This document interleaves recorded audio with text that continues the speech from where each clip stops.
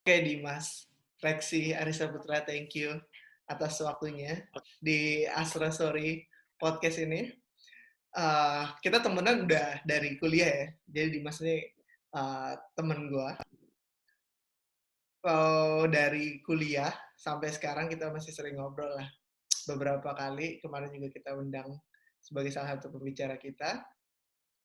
Ya kenalin dulu gue Yogi, founder dari Astra Story yang akan jadi host malam ini. Oke, langsung aja nggak usah lama-lama. Ada Dimas di sini. Halo Dim, apa kabar? Halo, halo.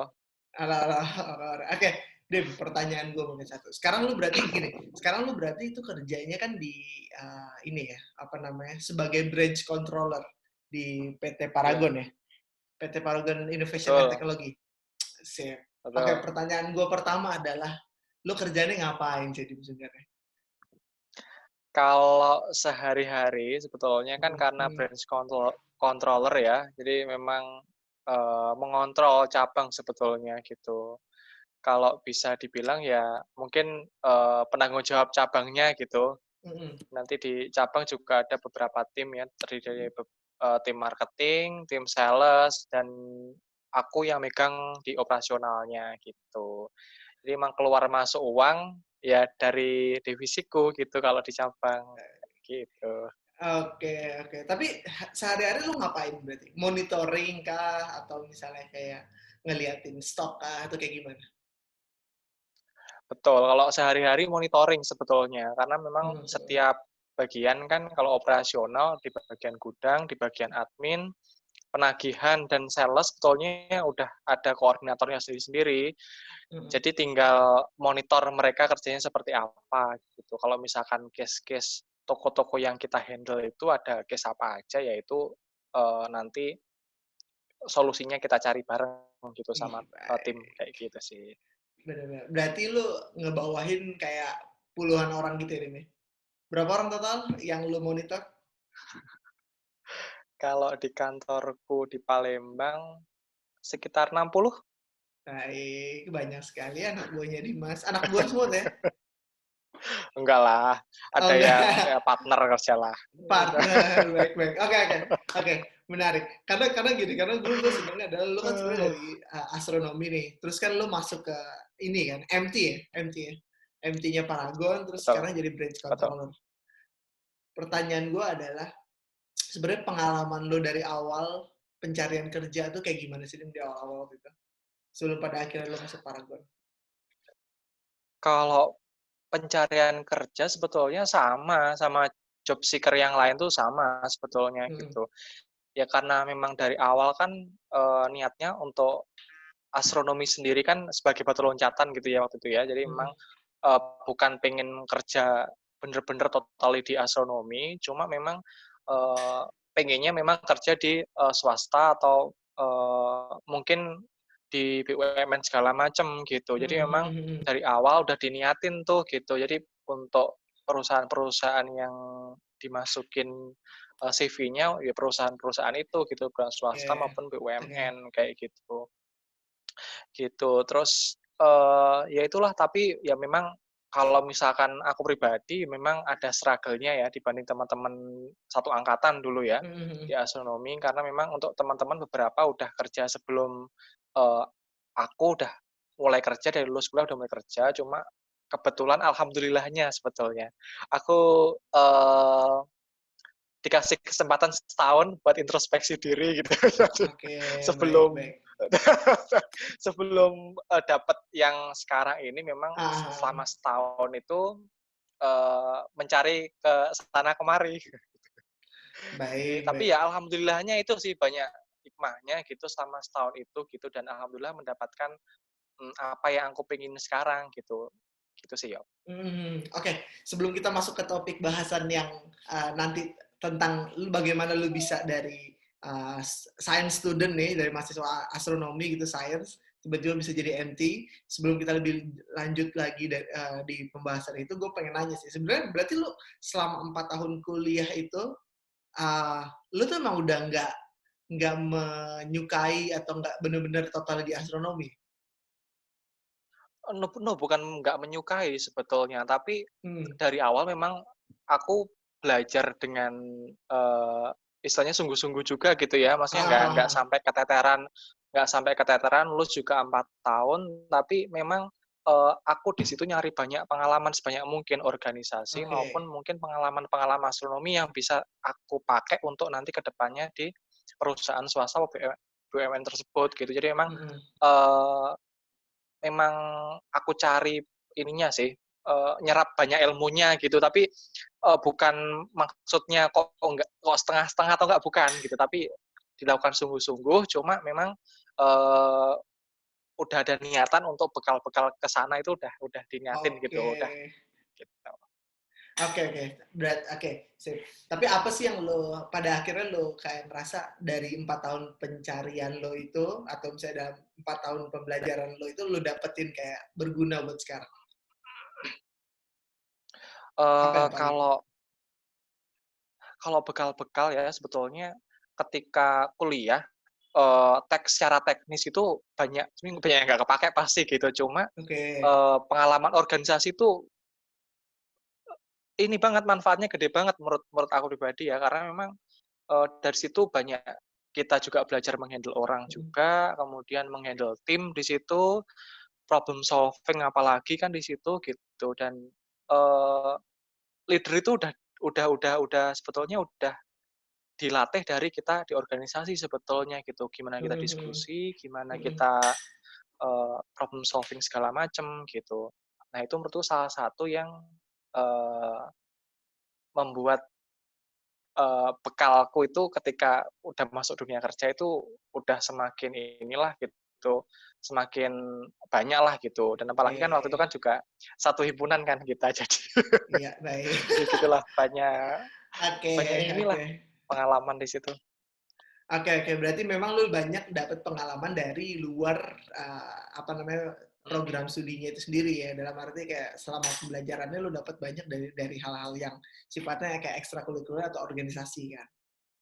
Ya, betul Oke, betul. baik, baik. Nah, oke kita langsung masuk aja mungkin ke topik pembahasan kita. Bagaimana how science student can stand out nih in the job seeking. Kan lu udah ngalamin masa-masa tadi setahun pencarian lo, terus kayak lo udah juga ngalamin apa namanya pembelajaran selama di 4 tahun di kampus lo itu, di kampus dari organisasinya maupun dari segi astronominya. Nah, kira-kira menurut lo sebagai seorang alumni astronomi atau alumni science nih ya, gimana sih pada akhirnya lo bisa diterima di Paragon? Menurut lo apa yang jadi keunikan waktu itu?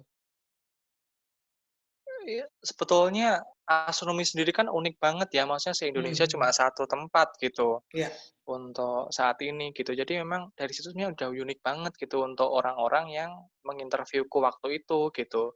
Dan memang kalau misalkan untuk bagaimana si science stand out sendiri sebetulnya kalau di astronomi sendiri kan banyak hal yang sebenarnya bisa diimplikasikan ke kerjaan ini ya gitu hmm, kan, hmm. misalkan data science segala macam gitu, kita Ya, udah ya, biasa dilatih untuk ngolah bintang yang beribu-ribu, berjuta-juta gitu, ya, ya, jadi ya. pemetaan bintang segala macam gitu. Kemudian Hmm, juga secara nggak langsung sebenarnya anak astronomi itu dilatih menjadi forecasting yang baik karena oke, sebetulnya kita udah dibiasakan regresi segala macam di situ, dan memang untuk kayak perusahaanku yang FMCG sebetulnya itu sangat berguna karena kita kan customer itu kan fluktuatif ya. Jadi memang hmm, pendekatannya kadang-kadang pendekatan yang istilahnya tanda kutip ya forecasting cenayang tadi gitu. Kita kita nggak bisa oke. prediksi, tapi dari data regresi kita bisa mendekati gitu permintaan customer yang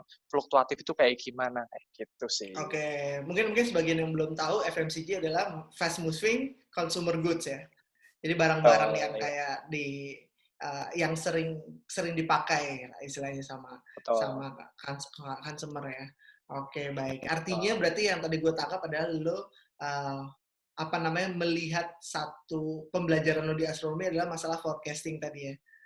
Kayak Betul, salah memprediksi satunya itu. apa yang akan terjadi gitu dengan data yang nggak sepenuhnya udah full Ya, tersedia gitu betul. kan. Dengan data yang ada lu bisa forecast kira-kira menghasilkan apa.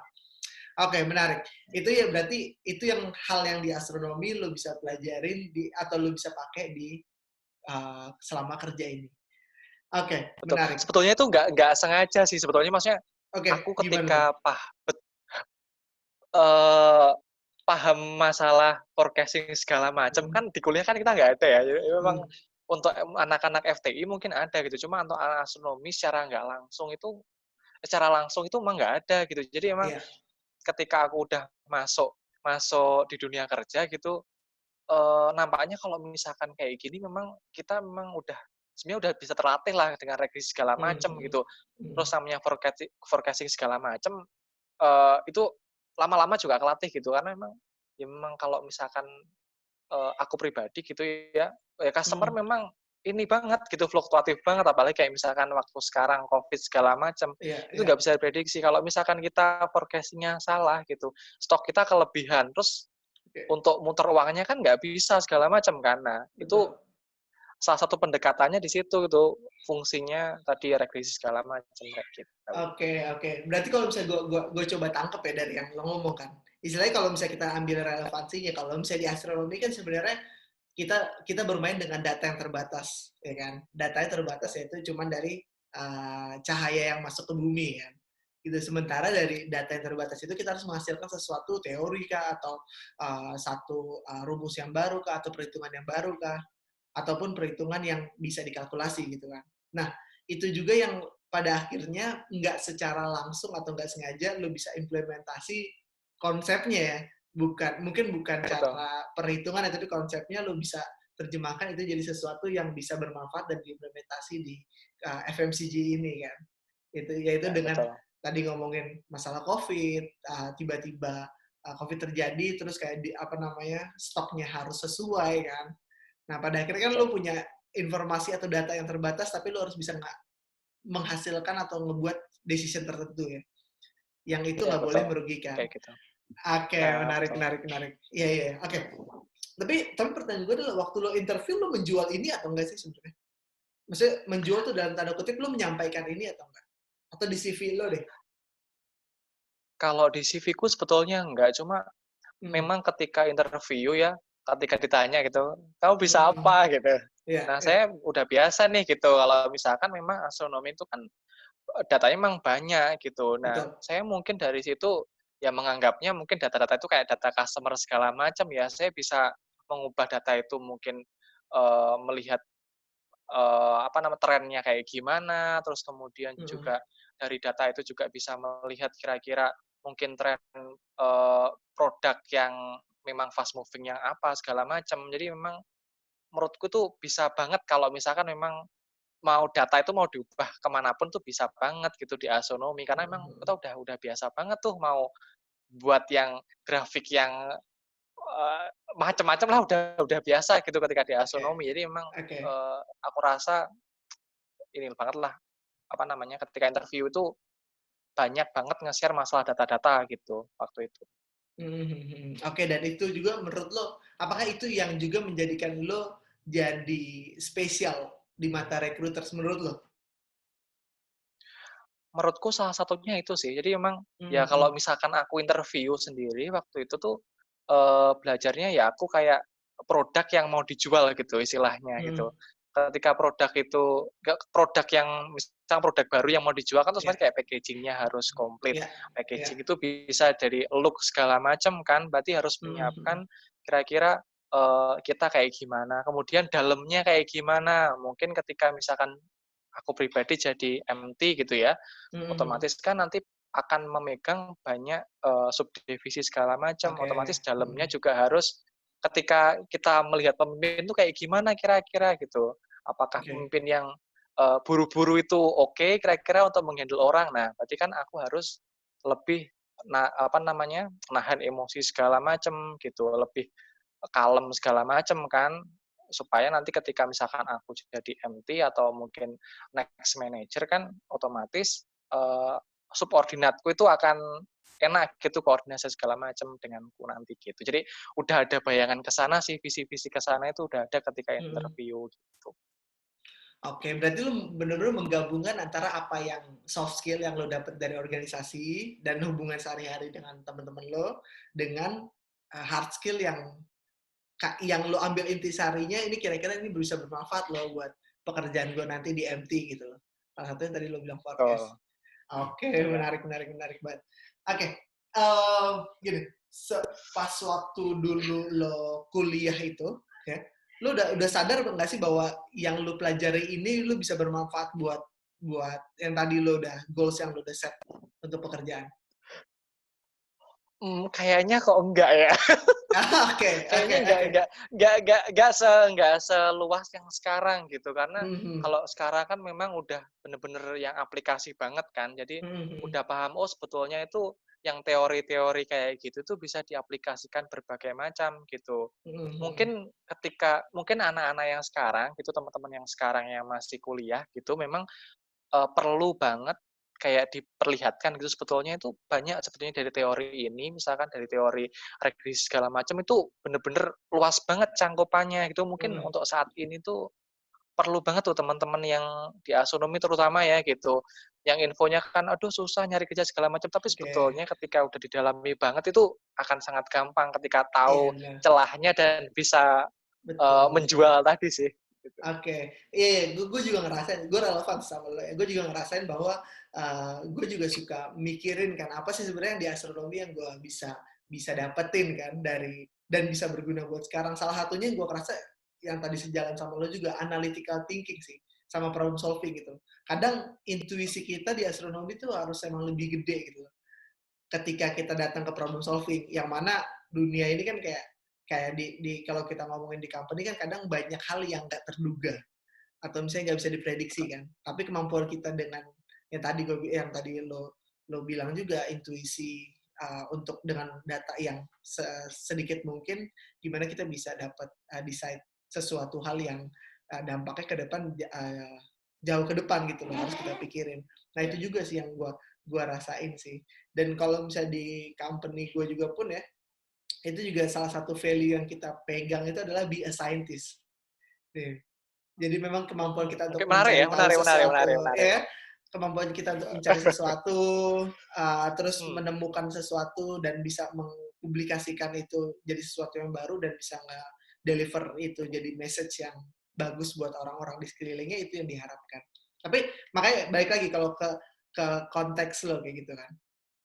Kalau misalnya kita ngomongin saintisnya lagi nih, skeptis lah. Lo orang yang skeptis atau enggak? enggak sih, Enggak ya?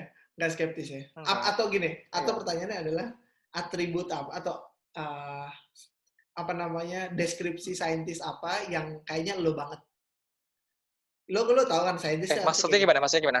Jadi gini, jadi misalnya kayak kalau gue kan orangnya skeptis nih dengan sesuatu hal Mmm, kayak gue harus cari tahu sendiri dulu kalau ada orang yang ini gue nggak percayaan orangnya kan. mmm, Ya kan? Dan saintis pun dituntut untuk ada di posisi itu. Dia nggak boleh langsung mmm, percaya dengan sesuatu yang dia baca atau dia dengar kan. Gitu. Dia harus betul, riset lebih jauh lagi dari berbagai sumber atau dia ngelakuin riset sendiri. Itu yang selama mmm, ini kita dituntut kan. Nah, lo ada nggak sih hal yang kayak gitu yang kayak ini sebenarnya saintis tapi gue implementasiin secara skill ya, secara skill selain yang analisis tadi.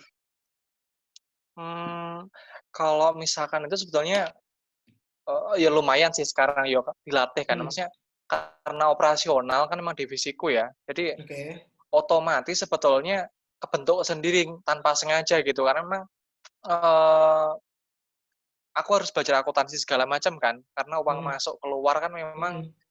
dari aku gitu divisinya Iya, gitu. iya, Jadi iya. memang, eee, antisipasi terkait fraud segala macam kan di situ Oke. kan gitu. Jadi memang memang harus dituntut untuk benar-benar, kontrol orang, kontrol apapun yang mungkin kadang-kadang pikiran-pikiran yang, eee, terlalu detail dan terlalu itu tuh memang kadang-kadang juga harus dikeluarkan gitu, karena memang kan kita nggak bisa Hmm, percaya sama ini ya, kayak iya. semua orang gitu kadang-kadang kan ya di lingkungan kita, di Hmm, kantor, apa segala macam hmm, gitu. Jadi hmm, memang hmm. untuk yang sekarang ini memang semakin ke sini sih semakin dituntut itu gitu ya.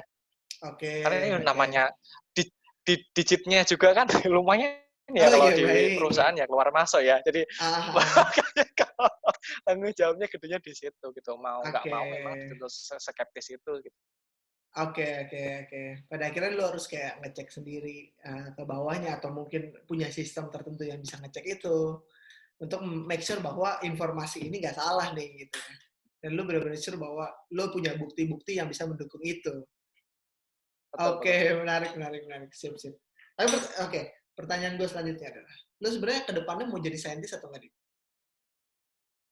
Eee, Kayaknya kok enggak ya, Enggak jadi ya? wira swasta kayaknya. Wira swasta, baik.